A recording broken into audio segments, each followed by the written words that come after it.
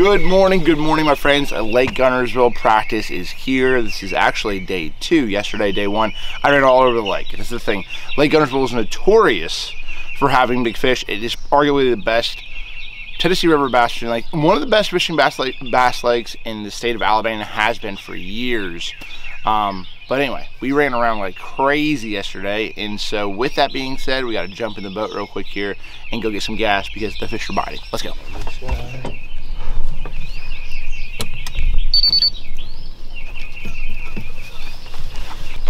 Got one microfiber towel and a whole bunch of dew. It will wipe down. I've wiped down Steven's seat, I've wiped down my seat, I've got the grass. Actually, I have 2 microfiber towels, but I don't know if I wanted to use it quite yet. All right.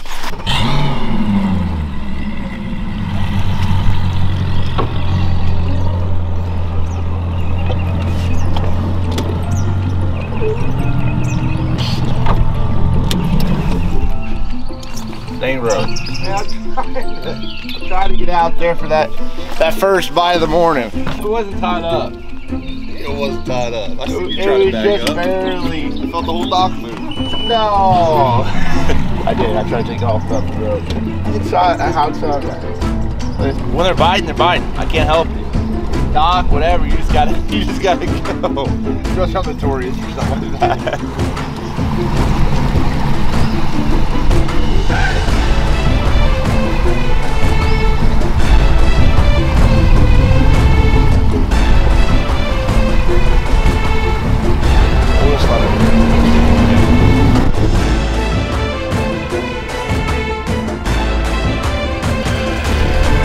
Oh, dang.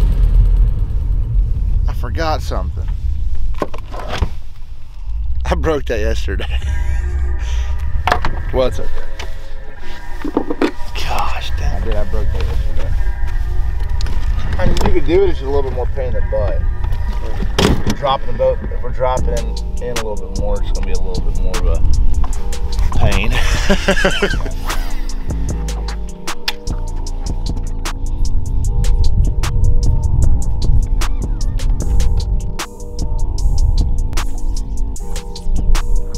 should already get dang by now. Except for the eelgrass. The eelgrass protects these bass. You can't throw nothing at them without getting hooked. I mean, they're already obviously educated. They know what's up. Do you hit the OK button on low fuel, or you just ignore it? I think you just ignore it, because I think we're not that. I mean, listen, I was running it saying like bouncing, you know, because when it gets real low like that, it bounces between like you need fuel now to like you got a couple miles. You know, and that's where it's at right now. So we just don't know. We just don't know exactly what we got. We don't know. We just are we're gonna let this one sort of slide. But do you know where you're getting gas? I think I do. Mark's somewhere over there.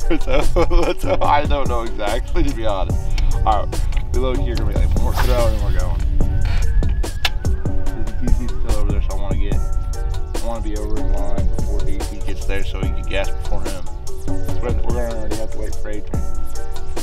Dang, I wanted to catch you guys before we got gas. Starting a video out, just like pumping gas is probably not all that entertaining. But running out of gas now on practice day, that would be more entertaining for you otherwise, but it just would suck for us. Can you not already have a bite? Shad spawn, post spawn, warm morning, grass line. Come on. We're on Guntersville. I mean, there's literally 1,000 bass down this one little ledge. Guaranteed that's spawn. They ate all night. That's the one thing that people don't understand sometimes is like a shad spawn happens at night. Like they do it in the middle of the night, which is why it only happens for a little bit in the morning typically. Now, I've seen it happen during the day, but day in and day out, it happens at night. The sun hasn't gone over the treetops like Bill Dance style. Like, it hasn't happened yet.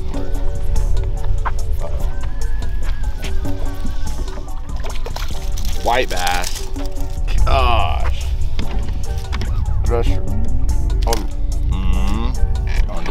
rather blanked, going to the dock. Okay, we gotta go. I don't know if is that a bad thing, like catching your first fish not being a bass? I don't know. I mean, there's like a deal, like, you know, behind not catching.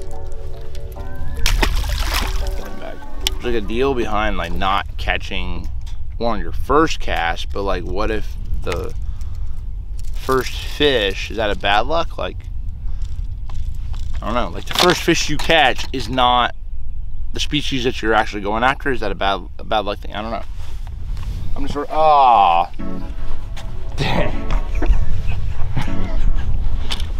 Hey, I'm gonna teach you guys, if you don't already know, handy pliers are great when you break your, so you have to actually get in there and like push that up forward.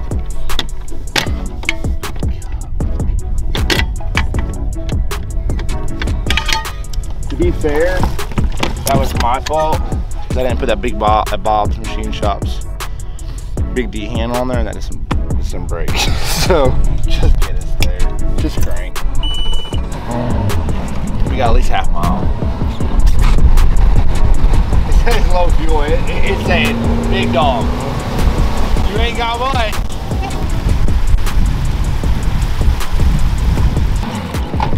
Starts out a little bumpy, then you start getting like a good rhythm, and like, just hope for the rest of the day not to go on that projected path of just, you just sort of hope you have some bumps that is, you know, start your day off sometimes. South Saudi fuel. You walk across the street. Big dog, we might be here for a minute. God, I don't want to run anywhere.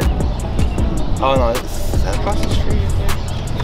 Short-term parking for gas customers. Okay. We're gonna find out. All right, guys. So Mark said there was a hill. It's about a quarter mile up the hill. I mean, you tell me. Is this a hill? Look back there. Now look over here. That is. I see no hill.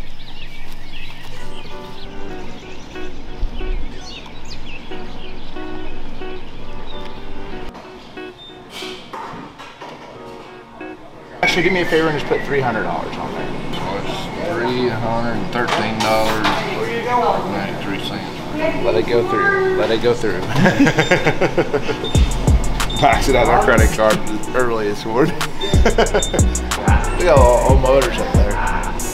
We got a Johnson and Mercury. Last thing. Can I get it back? Alright, we hopefully got our gas, and I got some ice for the whole crew. I didn't think about buying this big bag before walking this morning though. Tell Mark, we're gonna have a talk about this. Small bills only. Huh? Small bills only. No, they don't take cash. They don't take credit. Tell them about it. You pay for it. I already told them. Well, let me just tell you, this ain't normal. This ain't normal. My man never had you pay for my gas. Never. I've never had an opportunity. There's gotta be like water in the fuel or something. Hey, I'm just trying to turn over a new leaf. How much is it? That ain't even that bad. No, it's actually really good. It's better than gas in Jersey. Cheaper than you can buy is $3.47. So for the people that are following along, they're paying higher than $3.47 a gallon. You're paying for your gas more on the road than we did on the water. Think about that. So, hey, my saltwater bill right now, $5. $5 a gallon? I told you we were on you. This started tasting like 52.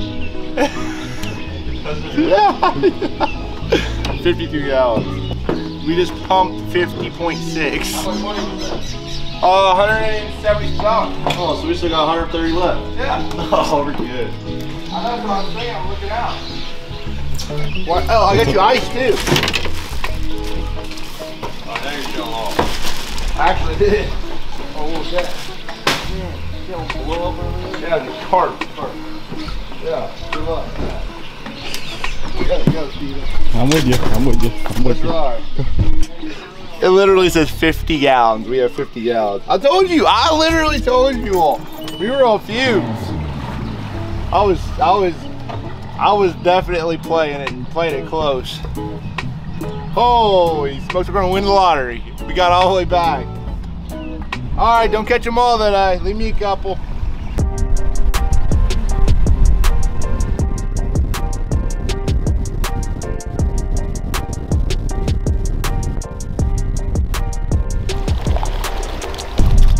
You have two options this week. I mean, you have grass. We have multiple options, really. You got shallow, super shallow, like bluegill bed eaters, bluegill spawn, bluegill, you know, those fish. You have offshore fish, Tennessee River, you know, fish are starting to slide out. You have that going on, which they're not out really good. There's a handful of schools, and so that's gonna fish really, really small. Then you have like grass fish, like main river grass fish, that are shallow spawn fish, or places where they used to get at. They're starting to spawn, they start to sort of set up on those places on the main river. And then you have like the bluegill spawn fish, which could literally be all over in pockets, and those fish will just, you know, they're focused on bluegill. They're bluegill eaters. So it's really the three options we're looking at right now. I mean, you guys know me, I love to fish offshore. So I'm trying to,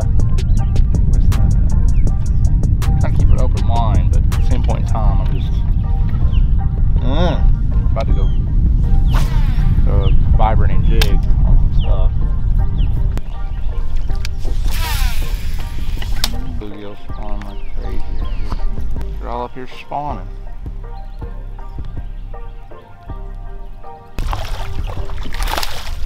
There's, oh, on the side, buddy.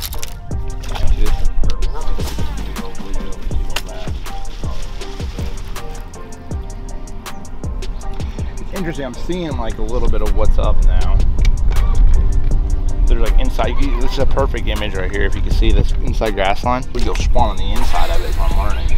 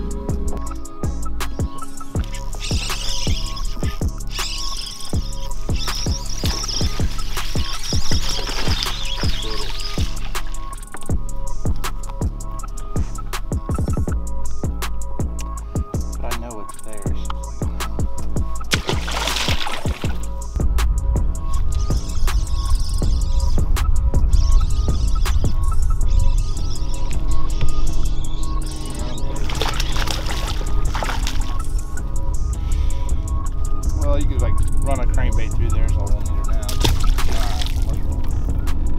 I found a baby school. Well, we just found a little group of them. Small little group. It's of small ones actually. There's actually quite a few of them there, but not the ones we're looking for. Big ones. But this is the thing. Groups like that are very interesting to me because like they can actually sit on those places like that and there'll be a couple big ones mixed in. Not saying that's my #1 spot, but it's a place I might add to the rotation. You never know, a big one pulls up, you throw a big crankbait through there and boom. You know, I feel like I'm covering water like this, and if I can cover enough, the best time for them to get offshore is later on, you know, in like 3 to 4 o'clock, like the last hour of competition is gonna be the juice. But I'm sort of like looking in some areas that I maybe might not have looked.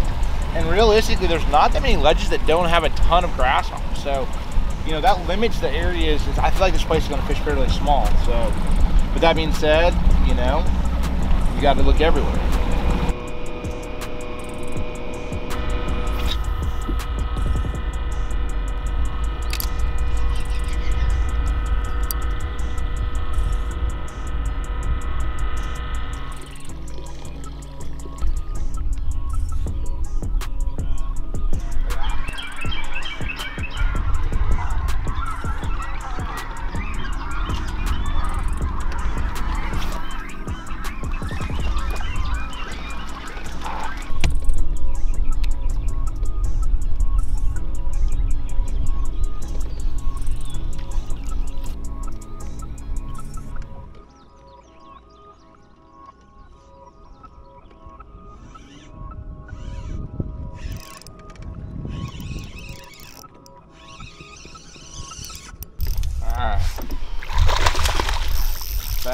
sucker. Alright. So this is a way to definitely catch a limit of them if we need them. Let me see what's up. That fish right there is like a 2 1/4. This place is a lot better. I'm wondering if there's more there. So now that I sort of see that, like I just wanted to. Dang. I mean, the thing is, the tournament's still gonna, I feel like, gonna be one on the ledge, I think. But it's interesting. I said there's a 2 1/2 pounder right there on the bed. Yeah, right at 2 1/2 maybe. There we go. All right. Oh, sorry, little boy. Oh man, come on. Throw my worm off. So look at this. I literally bent my hook in. It's bent in. And that sucker got it. That's how my day's been going. Now I don't need that one right there, but if a 5 pounder would have grabbed that, I'd been like, dang it. Because I'd have caught him. Ow! About stuck myself there too. It's interesting. So we just got up here shallow, and there's a, let this guy go. Ton of bluegill spawning, which we said that, and we saw that a little bit this morning. But man, I think stuck myself. Son of a gun. Yeah, we're just gonna sort of look around for a second and just sort of keep an eye open, man. I think that I'd like to sort of at least have an idea of like what kind of stuff these fish are on up here, so I can just roll with it in the tournament. And of course, it's not gonna be easy, but all right, look at that right there. That's why.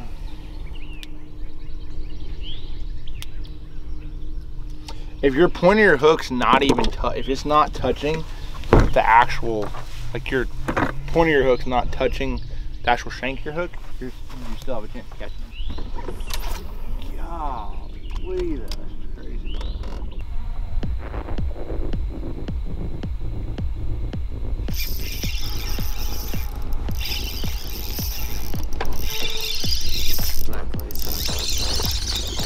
Got us one. Had to get offshore. Spotted bag. Spot. Not a big one. All right. Well,